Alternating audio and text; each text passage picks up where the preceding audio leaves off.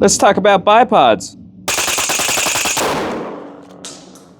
Now this bipod right here is going to be the CV Life bipod. It is going to be an adjustable bipod. Not only does it spin 360 degrees, which is a little weird, I don't care for that, but it also does cant left to right. These ones will have expandable legs, so it actually gets you up to about like 10 or 12 inches or so, but it does rise it up a lot. But the main reason why I got it is because it can actually sit at 45 degrees. Now with traditional bipods, if you have it straight up and down, there is a lot of teeter-totter going back and forth. So anytime that you are going prone or readjusting, you will have to press up against it, whether it be your toes or whatnot. However, when you actually have a 45-degree cant like this, the weight kind of goes downwards and then pushes against the rear a little bit, and it keeps it nice and stable for you. So there's no forward and backwards motion. The elevation will just be adjusted from your actual body itself, making for a much more stable foundation. Now, CV Life is not really known for having the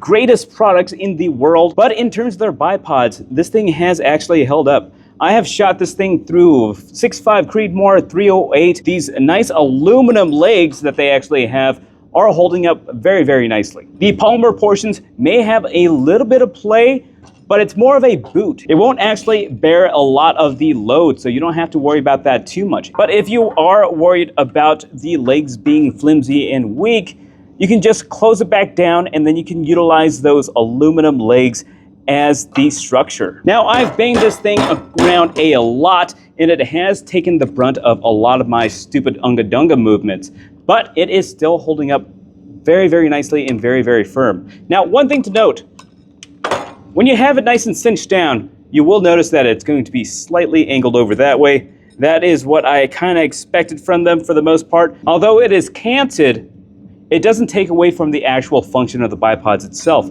This bipod is still a very, very decent bipod, especially for being so darn cheap. I think this thing sits at around $60 menu cheeseburgers, but they vary and change every once in a while. But in terms of bipods, for a test bipod or even just a recreational bipod or even a little bit more heavy on the use bipods, this thing is pretty darn good for its price.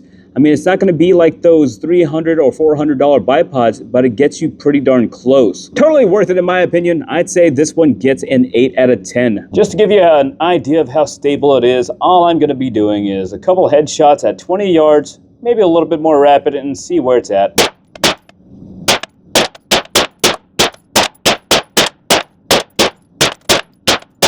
That is the grouping on the head. Not really aiming, just going for that general area. And it stayed stable the whole entire time. I didn't really veer off target whatsoever. I did pull that one shot on up top though. That was definitely me. But in general, it does give you a consistent grouping at 25 yards. Now this thing is going to be an M-LOK mount, but they do have other variants in the Picatinny rail mount as well. In terms of its function and use, I think it best serves bolt-action rifles, just mainly because you're not moving around as much. Now, I have beaten this thing up just a wee bit by doing a lot of drills, running, sprinting, stopping, etc. And it's been holding up, but I think the best route for it is going to be sitting on my bolt-action rifle. That's it. That's a CV Life bipod. Anyways, like, share, comment, subscribe down below. Let me know what I should be doing next. If you haven't done so already, follow me on all my socials. And as always, thanks for stopping by.